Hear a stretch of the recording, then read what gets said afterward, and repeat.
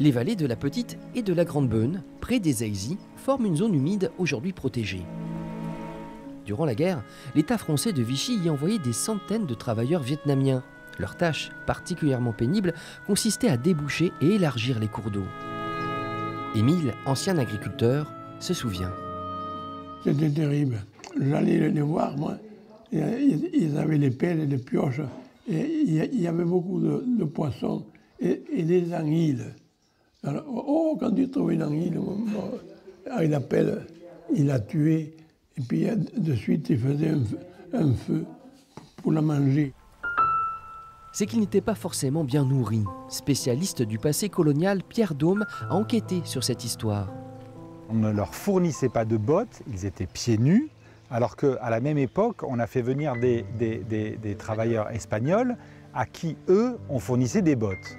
Et là, il y a une espèce de déséquilibre qui est propre au traitement colonial. Précisons qu'ils ne touchaient aucun salaire. Quant à l'hébergement, cela tenait plus du camp de prisonniers que de la colonie de vacances. Une exposition au pôle d'interprétation de la préhistoire revient sur cette odyssée vietnamienne en Périgord. On y trouve notamment plusieurs portraits de ces jeunes travailleurs faits à Bergerac par le grand-père de Michel Leca, qui leur prêtait des vêtements le temps de la photo.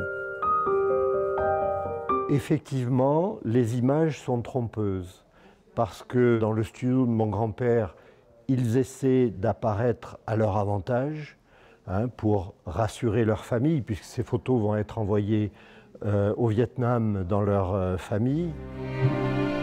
Au total, ce sont 20 000 Indochinois qui sont venus en France au début de la Seconde Guerre mondiale. Leur mission première était de travailler dans les usines d'armement.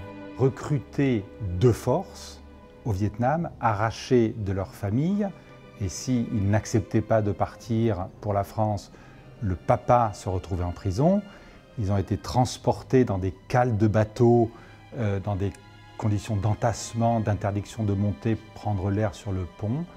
Ils sont arrivés ensuite en métropole et ils ont été parqués dans des camps d'internement.